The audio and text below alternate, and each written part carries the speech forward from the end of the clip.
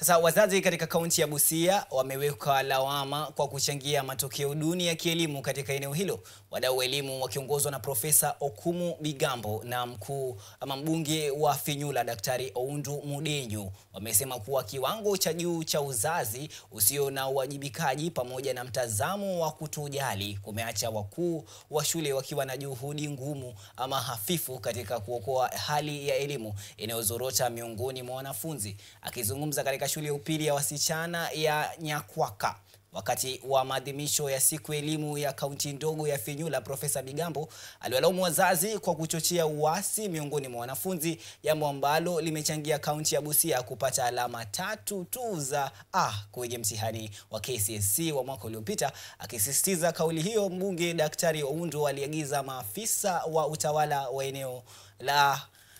eneo hilo na wale wa usalama kupiga marufuku disco matanga, akisema tamasha hiyo inahujumu mfumo wa elimu katika kaunti ya Busia.